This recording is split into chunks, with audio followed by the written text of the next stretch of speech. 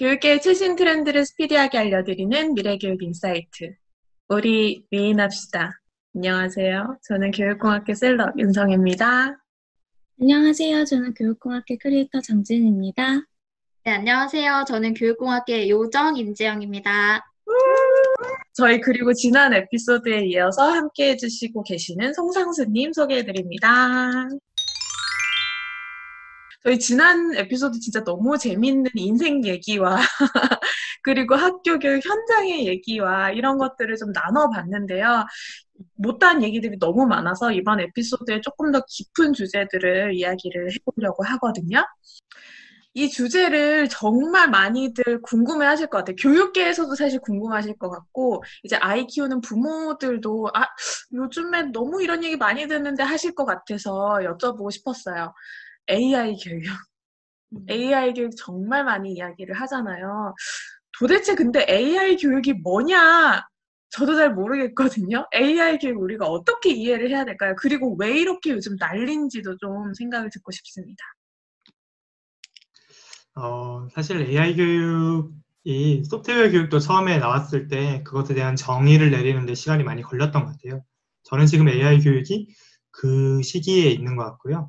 크게 뭐 굳이 나누자면 지금 여러 가지 정의들이 지금 짬뽕되어 있다는 느낌이긴 해요. 근데 지금 보면 크게 한 축은 교육자들을 대상으로 AI를 활용해서 교육 효과성을 높이는 것.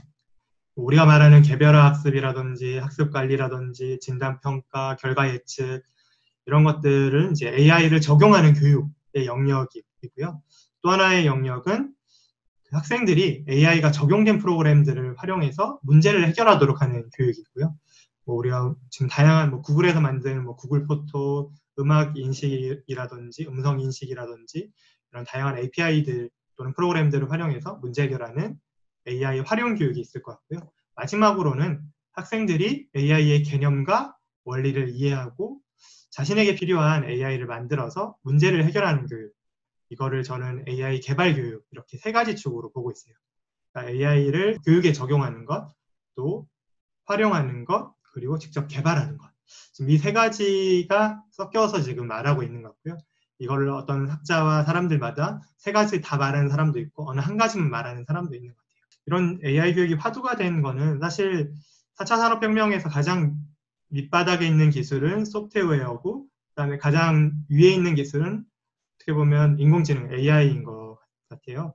그리고 이게 미국이랑 중국을 필두로 요즘 기술 패권 경쟁이 되게 심해지고 있어요. 그러다 보니까 어떻게 보면 이런 AI를 기술을 가진 나라가 앞으로 미래 경제를 완전 좌지우지할 수 있게 되니까 거의 전 세계가 국가 과제로 삼고 이런 인력들을 양성하고 교육하는 것을 하고 있는 상태고요. 그래서 이제 한국도 마찬가지로 이런 경쟁 구도에서 밀리면 안 된다라고 하면서 엄청나게 열심히 하고 있는데 또 한편으로는 좀 그런 것도 있어요. 약간 부정적으로 보자면 예산을 따기 위해서 새로운 용어를 만들어서 하려는 것도 없지 않아 있어요. 이런 부분들을. 여러 가지 복합적으로 이게 같이 가는 거죠. 전 세계적인 큰 흐름이라는 거는 분명한 사실인 것 같아요. AI 기술이 앞으로의 미래의 핵심 경쟁력과 경제의 핵심이 될 것이라는 그런 것들. 제가 사실 조금 궁금한 게 저는 이제 소프트웨어 교육, 그다음에 AI 교육이라는 걸 들었을 때 어찌 보면 AI 교육에서 아까 말씀하신 세 가지 측면 중에 AI를 그러니까 그 교육자라던가 어떤 설계자의 측면에서 교육에 활용할 수 있도록 뭔가 교육에 어떤 것들을 지원해 줄 수 있도록 하는 거, 그거는 이미 지금까지의 교육공학에서 계속 해왔던 일들이라라는 생각이 저는 사실 조금 들고, 그 다음에 그 학생들이 AI의 기술을 배우고 활용하게 하는 건 사실 소프트웨어 교육에서도 지금 하고 있는 것들이잖아요. 어찌 보면 그 내용 영역이 조금 더 그 머신러닝이라던가 이런 거에 기반한 AI, 그 인공지능, 거기에 조금 더 초점을 맞춰 있을 뿐. 그래서 사실은 저는 어찌 보면 소프트웨어 교육과 AI 교육이 다른 것인가. 이런 생각도 솔직히 조금 많이 들기는 하는데 어떻게 생각하세요? 조금 민감한 질문이 될 수도 있겠지만, 네, 좀 궁금합니다. 이것도 사실 이런 연구하시는 분들끼리 만나면 이런 얘기 되게 많이 해요. 그래서 제 입장은 저는 이렇게 생각해요. 저는 소프트웨어 교육과 AI 교육이 다르지 않다라고 생각을 하고 있고요. 저는 둘 다 컴퓨팅 기술을 활용해서 문제를 해결하는 교육이라고 생각을 하고 있고요. 그 아래에 어떤 기술을 활용하느냐의 차이인 것 같아요. 알고리즘 기반의 소프트웨어 교육이냐 또는 학습 기반의 인공지능 AI 교육이냐의 차이일 뿐 그 두 개를 포괄하는 상위 개념은 이런 컴퓨팅 기술을 활용해서 문제를 해결하는 것이라고 저는 생각을 하고 있어요. 감사합니다. 오늘 지영님 뭔가 사이다 많이 마시고 가는 느낌이에요. 네. 지금까지 약간 고구마 여기까지 먹고 있었는데 사이다 이렇게 확 마시는 느낌. 네, 감사합니다. 그런 포인트들을 잘 질문을 해주시고 계신 것 같습니다. 그리고 저도 궁금한 게 있는데, 그 왜 소프트웨어 교육하면 아주 많은 분들이 말씀하시고, 그리고 되게 열심히 이걸 사람들한테, 대중들한테 전파하려고 노력하는 것 중에 하나가 소프트웨어 교육의 핵심은 사고력 교육이다. 컴퓨팅 사고력을 육성하고자 하는 교육이지, 우리 모두를 다 프로그래머를 만들겠다는 교육은 아니다. 라는 거를 되게 많은 소프트웨어 교육 연구자들이 열심히 알리고 다니시고 있잖아요. 근데 그렇다면 사실 AI 교육에서도 어떤 핵심 철학 같은 것이 있을까요? 사실 이게 되게 이슈인 것 같아요. 지금 방금 말씀해 주신 이 영역을 아직 못 내린 것 같아요. 그래서 이거를 지금 찾고 있는데 저는 뭐 이게 무엇이다 이런 생각을 해봤어요. 첫 번째는 사실 그냥 컴퓨팅 사고력으로 그냥 치환하는 방법이 하나 있을 것 같고, 두 번째로는 결국 인공지능은 데이터 기반이다 보니까 데이터 리터러시로 아마 말을 할 수도 있을 것 같고요. 저는 굳이 설명하자면 컴퓨팅 사고력 또는 데이터 리터러시로 가지 않을까 생각을 하고 있습니다. 진짜 이게 거의 제 느낌으로는 한 작년부터 정말 많은 이야기들이 나오기 시작한, 사실 아직도 이렇게 숙성되지 않은 따끈따끈한 주제다 보니까 여러 가지 의견들이 이렇게 오가는 그런 상황인 것 같다는 생각이 드네요. 그러면 요 다음 질문 혹시 성수님 지금 다 얘기해 주신 건가요? 소프트웨어 교육과 AI 교육의 핵심에 대해서? 저는 또 이제 그런 여기에 대해서 하고 싶은 말은, 특히 AI 교육 같은 경우는 좀 잘못하면 너무 세부적인 기술에 치중될 수가 있거든요. 사실 지금 그렇게 세부적인 거 가르치는 게 무용하다는 건 아니지만은, 그런 걸 가르치더라도 그 지식을 배운 아이들이 성인이 되었을 때 과연 그 기술을 쓸까? 지금 AI 기술도 엄청나게 지식의 반감기가 점점점 짧아지고 있는데 그런 고민이 드는 거예요. 그래서 너무 세부 기술 중심적으로 접근하는 거는 좀 위험하겠다. 그래서 어떠한 기술이 나오더라도 사실 소프트웨어 교육에 있어서도 변하지 않는 핵심들을 배우고, 그런 것처럼 AI 교육에 있어서 변하지 않는 것은 무엇일까? 이런 고민들이 좀 들고 있고요.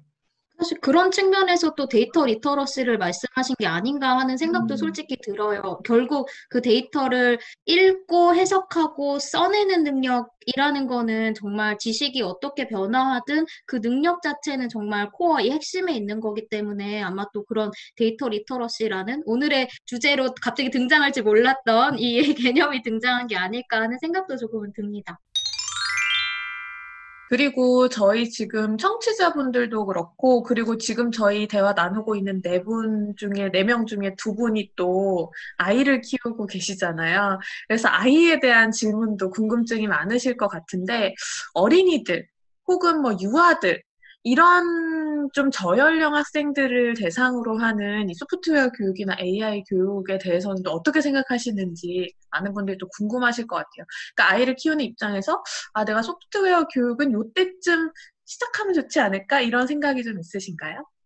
저는 이건 장 박사님도 엄청 궁금해요. 사실 어떻게 생각하시는지 궁금한데, 저도 한번 제 생각을 정리해보면, 이게 언제 해야 하냐 이런 것들에 대한 이슈들이 많잖아요. 저는 시기별로 접근하는 방식이 조금 다르다라고 생각을 해요. 뭐 일찍 해서 나쁠 건 없는데, 뭐 유아라든지 초등 저학년 때는 사실 놀이가 중심이 되어야 한다 생각을 하고요. 그래서 뭔가 학습보다는 자연스러운 놀이를 통해서 이런 두려움들 없애는, 기기라든지 컴퓨터, 프로그래밍, AI와 관련된 심리적인 장벽을 제거할 수 있는 그런 것들이 좀 장점이라고 생각하고 있고, 또 학습자가 좀 성장하면서 자신을 표현할 수 있는 도구로 활용하는 것들이 그 다음 단계인 것 같고, 초등학교 고학년에서 중학교 이후로는 이제 문제 해결의 도구로서 활용해보는 경험. 그래서 이게 시기를 나눠서 유아랑 초등학교 저학년 때는 놀이 중심 플러스 자기를 표현하는 도구가 핵심이 될 것 같고요. 초등 고학년에서 중학교는 문제 해결의 도구, 저는 그렇게 생각을 하고 있습니다. 적당한 시기는 3, 4학년 정도면, 그러니까 이거는 이제 그 엔트리나 스크래치 같은 활동들을 했을 때는 초등학교 3, 4학년 정도면 참 좋겠다라고 생각을 하고 있고요. 이전에도 주니어 스크래치라든지 여러 가지 좋은 도구들이 있어서 할 수 있는 것도 충분히 있는데 초등학교 3학년 때 학습자들이 영어 스펠링을 지금 교육과정상 배우는데 뭔가 이런 걸 활동하려고 하면 영어 스펠링을 쳐야 하는 게 있어서 사실 이런 것들도 되게 허들이더라고요. 물론 교육과정 무시하고 워낙 요즘 뭐 다 선행 교육이 있으니까 그런 걸 할 수 있지만은 교육과정상을 봤을 때 현실적으로는 3, 4학년이 좋지 않을까 생각을 하고 있고요. 그리고 저는 저학년 때는 저 이전 에피소드에서 말씀드린 것처럼 차라리 컴퓨터를 잘 활용하는 것들, 기존에 있는 프로그램을 활용해서 내가 문제를 해결하거나 자기를 표현하는 것들로 충분히 연습되어야 한다고 생각을 하고 있어요. 그런데 공교육에서는 소프트웨어 교육이 6학년부터 시작되고 있다. 이런 문제점이 갑자기 생각이 또 드네요. 네. 우리 지은님은 어떻게 생각하세요?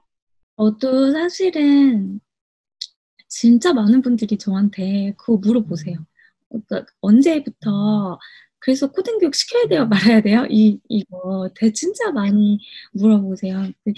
유아부터 시켜야 되는 거 맞아요? 초등학교 저학년 때부터 그래가지고 이거 중요하니까 빨리 시켜야 돼요. 학원 보내야 돼요? 내가 시킬 수는 없는데요? 막 이렇게 정말 많이 말씀하시는데 저도 사실 송상수님 생각하고 거의 비슷해요. 그러니까 많은 해외의 전문가들의 의견을 따르면 유아부터 사고력을 키울 필요는 있다라는 것이지만 기본적으로 제가 느끼기에는 여러 학자들의 의견과 그리고 이제 저의 생각을 정리해 봤을 때는 어렸을 때 사고력 교육은 필요하다. 그렇지만 코딩 학원은 저는 안 다녀도 된다고 늘 말씀드리거든요. 그러니까 유아나 뭐 이런 아이들이 그러니까 어느 정도 내가 프로그래밍 교육을 하고 소프트웨어 교육을 해봤는데 내가 너무 재미있고 내가 흥미를 너무 느껴서 내가 이걸 더 해보고 싶어 하면 그러면 다니셔도 괜찮을 것 같아요.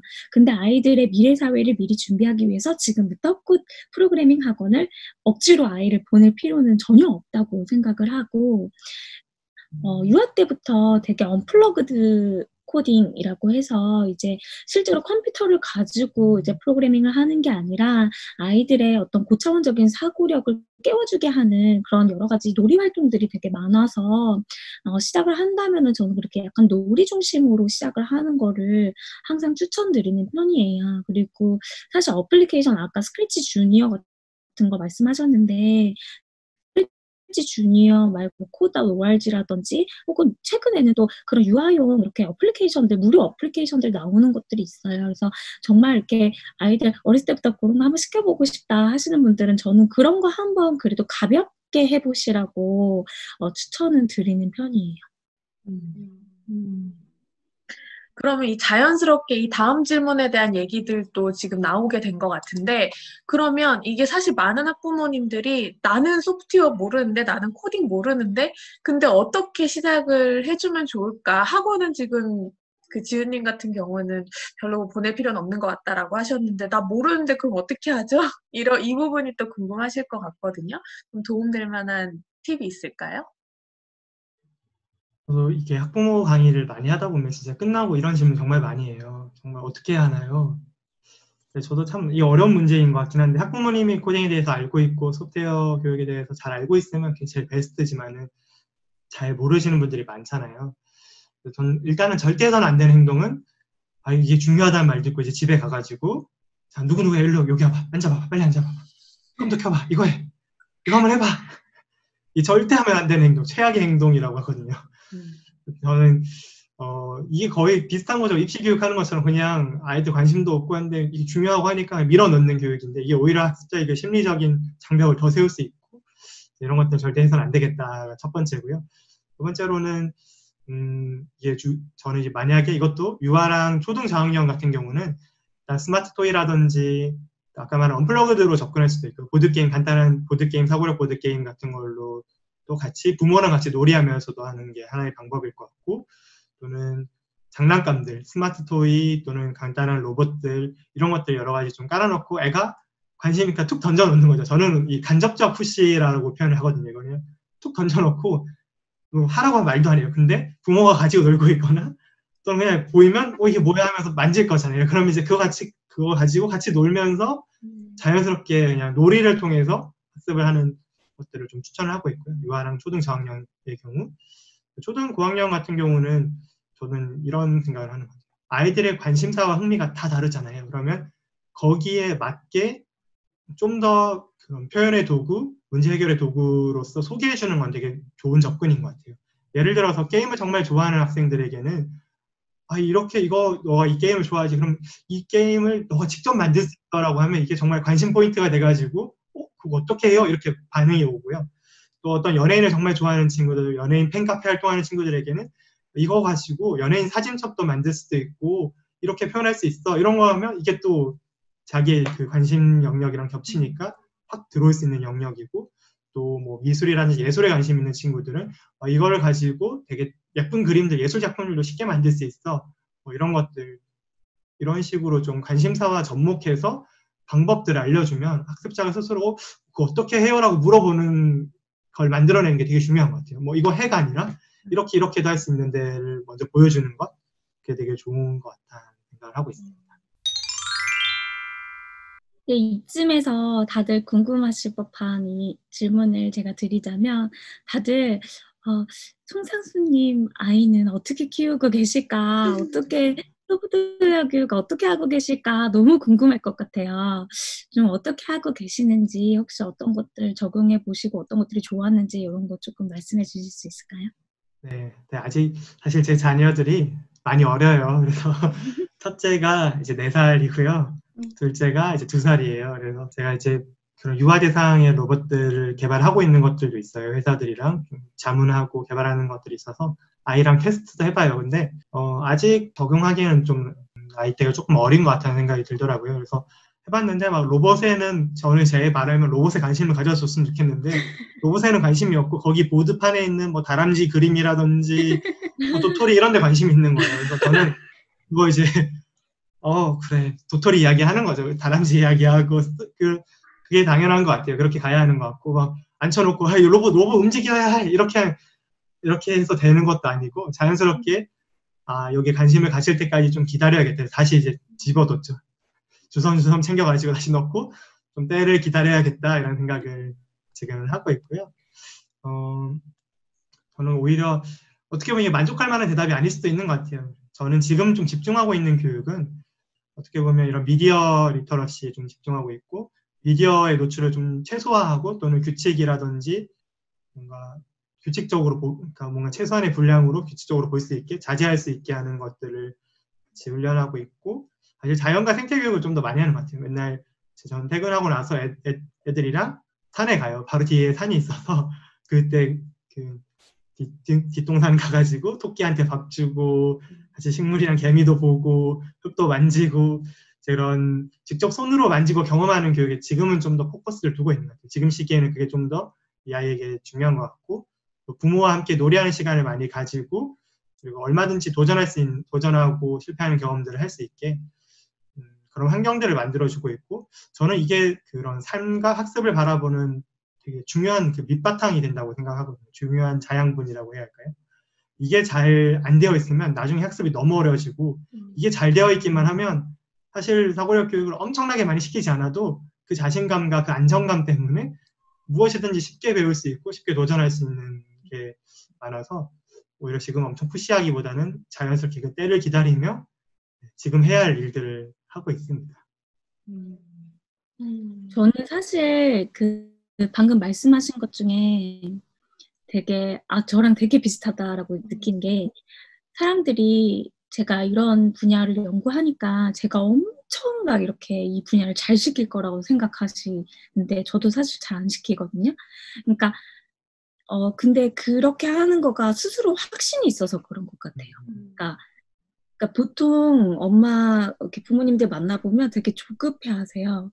그리고 막 누구는 막 이렇게 한다는데 이거 다 미리 준비한다던데 이거 굉장히 막 앞으로 이 분야가 너무너무 중요하기 때문에 미리미리 대비해야 된다는데 막 이런 거에 마음이 많이 왔다 갔다 하시고 많이 힘드는데 저희는 이게 뭔가 중심이 있고 때가 있고 어떻게 시켜야 되는지 강제로 시키면 오히려 어떤 역효과가 나는지 그러니까 이런 것들을 잘 아니까 특별하게 거기에 막 이렇게 마음이 흔들리지가 않는 거예요. 그래서 사실은 저도 그 자연교육을 진짜 관심 있게 잘 열심히 하는 편이거든요. 애들이 이렇게 자연 속에서 놀이하는 이런 것들을. 그래서 오히려 이제 프로그래밍 교육이나 소프트웨어 교육 쪽 연구하시는 분들 보면은 이 자연놀이를 같이 이렇게 굉장히 균형을 맞추면서 하시는 분들이 훨씬 더 많은 것 같아요. 이 소프트웨어 교육 쪽만 다 아이한테만 몰아붙이는 것보다. 그래서 저는 참 늘 항상 말씀드리는 것들 중에 너무 이렇게 막 부모의 마음 조급함이 분명히 아이한테도 전달되거든요. 그래서 저는 그 딱 중심을 잡는 게 제일 중요한 것 같아요.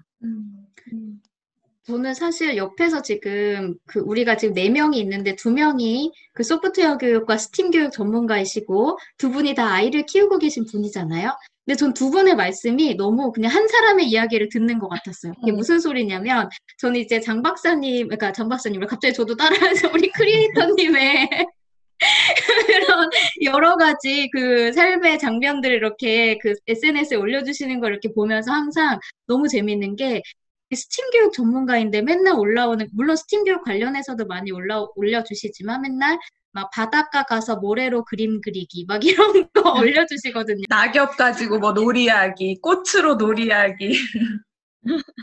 정말 이 두 전문가가 이렇게 같은 이야기를 하신다는 게 저는 굉장히 지금 재밌게 느껴집니다. 그리고 저도 진짜 뭐 물론 저는 이제 아이는 없지만 그 심리적인 안정감을 만들어주는 게 너무 중요하다는 거에 진짜 너무너무 공감을 하면서 들었습니다. 그러면 이것도 궁금해요. 그러면 이 2분 다 궁금해요. 우리 아이가 어떤 아이로 컸으면 좋겠나요? 누가 먼저 얘기하시겠어요?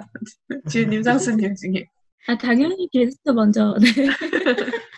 사실 이제 만약 소프트웨어 교육을 가지고 이제 이야기를 하자면 저는 아이가 개발자가 뭐 자기가 정말 하고 싶다고 하면 개발자를 하라고 하겠지만은 개발자를 시켜야겠다는 생각은 전혀 없고요. 뭔가 기술과 관련된 일을 시키고 싶다 이런 생각도 정말 하나도 없고 진짜 그 자기다움대로 키워주고 싶어요. 그러기 위해서는 사실 부모의 되게 많은 관심과 그 관찰이 필요하고 때로는 오래 참음과 기다림들도 필요하고 그런 전 아이들의 그런 관심이나 재능들을 찾아내는 게 1차 목표고요. 그것을 가지고 그것 플러스 소프트웨어와 인공지능 기술을 활용해서 훨씬 더 다양한 더 많은 가치와 더 좋은 가치들, 좋은 영향력들을 미칠 수 있는 것들을 보여주고 싶고 그런 사람으로 컸으면 좋겠다라는 생각을 하는 것 같아요. 그래서 저는 이렇게 하기 위해서는 사실 부모가 그렇게 살아야 한다라고 생각을 하고 있고 저도 제가 개발자는 아니잖아요. 사실 뭐 개발을 할 수 있어도 개발자가 아니고 제 메인 직업에서 제가 하는 많은 일들에서 이것에서 소프트웨어와 또는 인공지능과 기술을 활용해서 더 나은 가치들, 더 좋은 효율적으로 문제를 해결하는 것들, 또 자신을 표현하는 것들 이런 것들을 자연스럽게 보여주면서 살다 보면 분명히 우리 아이도 그걸 보고 아 저렇게 사는 거구나, 저렇게 기술은 저렇게 활용해서 선한 가치를 만들어내고 더 많은 것들을 만들어낼 수 있는 거구나를 자연스럽게 익힐 수 있지 않을까 그런 생각을 하고 있습니다. 지은님은요? 저는 잘 컸으면 좋겠죠. 잘 큰다가 뭐죠? 사실은 그 말씀하신 거 하나하나가 너무 크게 공감이 가요. 저도 아이가 참 굉장히 자존감을 느끼고 자기가 되게 귀하고 가치 있는 존재라는 어떤 확신, 내가 사랑받고 남들한테 사랑을 베풀 줄 아는 그런 아이로 컸으면 좋겠는데 그 과정에서 참 그 사회가 정말 빠르게 변화하고 있잖아요. 그러니까 이렇게 굉장히 빠르게 변하는 사회에서도 그래서 그런 확신 같은 것들이 굉장히 중요한 것 같아요. 그러니까 그것을 기반으로 변화하는 사회에 대해서 잘 적응하는 아이였으면 좋겠어요. 그래서 그렇게 하는 과정 안에서 사실 아까 전에 또 말씀해 주신 것 중에 부모 자체가 롤 모델이 되어야 한다라는 말씀도 해주셨는데 제가 최근까지 뭐를 잘 못했냐면 공유하는 것과 사회적으로 기여하는 부분이 되게 약하고 잘 못했어요. 근데 이 부분을 제가 최근에 되게 많이 이렇게 좀 노력하고 있고 그 부분에서 제가 좀 성장하고 있다고 느끼거든요. 근데 그런 부분을 되게 재밌는 게 진짜로 아이한테도 그 부분이 영향이 가는 거예요. 그래서 저 같은 경우도 아, 지금 엄마는 이런 활동을 하고 있는 거야. 실제로 이게 사회에 어떤 도움이 된대. 라는 이야기를 내가 진짜로 하게 되니까 아주 구체적으로 그걸 아이한테 설명해 주게 되고 아이도 아주 그걸 간접적으로 경험하게 되더라고요. 그래서 이렇게 변화하는 사회 속에서 어쨌든 내 스스로가 아주 가치 있는 사람이라는 확신을 가지고 내가 가치를 나누고 실현하는 사람까지 성장했으면 좋겠는데 그 부분에 있어서 부모가 롤모델이 되는 것도 되게 중요하고 그런 부분에서 저도 성장하는 것 같고 그런 나의 성장이 실제로 아이한테 굉장히 직간접적으로 영향을 미친다는 생각이 들어요. 장 박사님 이야기 들으면서 저도 번외의 이야기지만은 지금 체인저 스쿨이라고 하는 미래학교를 디자인하고 있는데 거기에 핵심 가치들을 정리를 한 게 있는데 사실 이게 제가 경험한 거이기도 했고 제 자녀에게도 이거를 정말 아이가 이랬으면 좋겠다라는 걸 정리한 게 4가지가 있어요. 첫 번째가 삶과 배움의 주도성, 주체성을 가지고 삶과 배움의 주체가 되는 것들. 지금 우리 학습자들이 다 타인이 만들어낸 꿈과 욕망에 이끌려서 살아가는 사람들이 너무나도 많잖아요. 그래서 자기가 삶과 배움의 주체가 되는 것이 첫 번째였고요. 두 번째는 지식의 실제성이었던 것 같아요. 학습자들이 지식을 학습할 때 이게 왜 쓰이는지 그냥 모르고 그냥 지식을 암기하고 그 암기 자체가 나쁜 건 아니지만은 그렇게 하는 것들이 너무 안타까웠고 지식을 습득하고 활용한 문제 해결에 적용하는 것들을 도전을 통해서 배워야 한다라는 생각을 많이 하게 됐던 것 같고요. 세 번째가 깊은 즐거움이었어요. 사실 저는 이 깊은 즐거움이 그냥 즐거움이 아니라 깊은이라고 표현한 거는 그냥 우리가 학습 자리에 오늘날 노출되어 있는 즐거움은 정말 단순하고 얕은 즐거움인 것 같아요. 뭔가 유튜브 영상 보고 재밌죠, 당연히 뭐 재밌지만은 되게 얕은 즐거움 속에서 진짜 참 즐거움을 못 보고 있구나. 사실 배움의 즐거움도 엄청나게 큰 건데 오늘날의 학습자들이 거의 다 못 누리고 있다는 것도 너무 아쉽고 저도 사실 배움의 즐거움을 코딩 아까 말한 중학교 1학년 때 그 창업을 하면서 되게 많이 깊이 깨달았었거든요. 그래서 좀 그런 것들도 좀 누리지 않았으면 꼭 누렸으면 좋겠고 마지막으로는 매력적인 인간성인 것 같아요. 오늘날 학습자들이 인간성을 상실해 나가고 있는 게 참 많잖아요. 경쟁 중심의 그런 사회 속에서 정말 타인과 같이 협력하고 또 이런 공동체 의식을 가지고 살아가는 그런 4가지 가치들을 저희 자녀가 꼭 갖출 수 있었으면 좋겠습니다. 키워드를 되게 매력적으로 잘 뽑으셨는데요. 오늘 종일 다큐멘터리 한 편 내지 책 한 권 읽고 있는 그런 느낌입니다. 아유, 그러니까 오늘 진짜 많이, 그러니까 저희는 아이를 키우지 않는 입장인데도 되게 느끼는 것들이 많았던 것 같아서 아마 들으시는 분들도 많이 도움이 될 것 같다는 생각이 듭니다. 그러면 이 질문은 조금 되게 실용적인 질문을 하나 드려보려고 하는데요. 이 소프트웨어 교육과 AI 교육 이 분야에서 조금 추천할 만한 자료라든지 아니면 뭐 사이트라든지 플랫폼 같은 게 있으면 좀 꿀팁으로 소개를 좀 해주시면 도움 될 것 같습니다. 네, 저는 일단은 엔트리 사이트, 공식 사이트를 첫 번째로 추천합니다. 가면 다양한 교육 자료랑 인터랙티브 컨텐츠들도 많이 나와 있고요.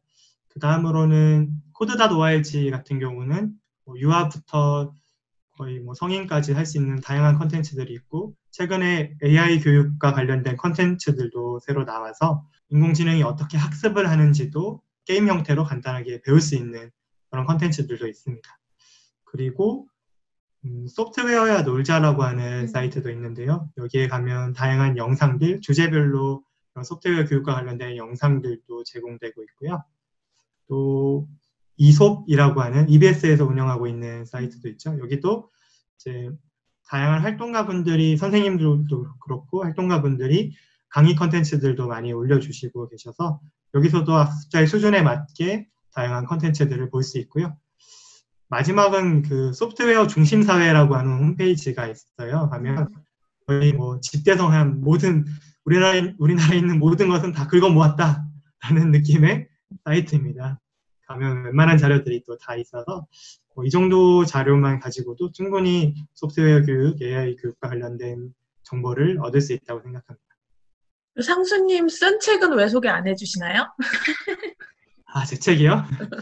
네, 제 책은 송쌤의 엔트리 고등학교와 엔트리 게임 고등학교와 스크래치 고등학교 이렇게 세 권의 책이 지금 나와 있는데요. 엔트리를 처음 학습하는 학생들은 엔트리 코딩학교를, 그리고 게임을 좋아하는 학생들, 그러면 게임의 유형별로 또 게임과 다양한 교과가 어떻게 섞여 있는지 게임의 원리들을 또 배울 수 있는 그런 책이 엔트리 게임 코딩학교 책이고요. 스크래치 코딩학교는 스크래치 기초를 배울 수 있는 책입니다. 네, 이 세 권의 책도 강추합니다. 감사합니다. 진짜 더 관심 있으신 분들은 소개해주신 것들을 좀 찾아보시면 정말 도움이 많이 될 것 같다는 생각이 들고요. 저희가 에피소드 2개에 걸쳐서 너무 재미있는, 우리 지영님은 한 편의 다큐멘터리라고 표현을 할 정도로 이야기를 좀 들어봤는데요. 이 두 에피소드를 좀 마무리를 하면서 하고 싶은 말, 저희 듣는 분들에게 하고 싶은 말이어도 좋고, 아니면 간단한 소감이어도 좋고, 마무리 멘트를 부탁드립니다. 네. 사실 평소에 이 네 분 다 이야기를 나누고 싶었어요. 되게 또 협력이라든지 또 스템이라든지 각각의 영역에서 교육공학 또 워낙 전문가들이시다 보니까 같이 이렇게 이야기하고 싶었는데 좋은 기회 주셔서 감사합니다. 즐거운 시간이었습니다.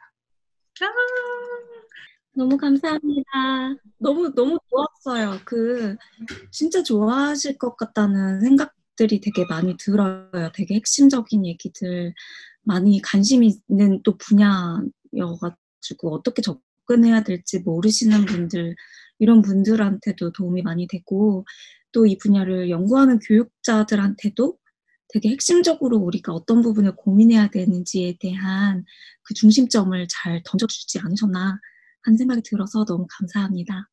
네, 저도 한 가지 붙이자면, 일단 저희 연구실에서 최근 소프트웨어 교육 연구를 시작을 했어요. 그래서 이 에피소드가 올라가면 저희 연구실 동료들에게 꼭 봐라라고 무조건 주변인에게 강출해야겠다라는 생각이 들었고, 그다음에 앞으로 누군가가 저에게 소프트웨어 교육 그래서 뭐예요? 라고 말씀하시면, 송성 선생님의 책과 이 에피소드 2를 봐라. 이렇게 말하면 그냥 끝나겠다. 이런 생각이 들었습니다. 미인이 또 이렇게 한 건 합니다. 오늘 너무 좋은 시간이었고요. 그러면 제가 마무리를 하도록 하겠습니다.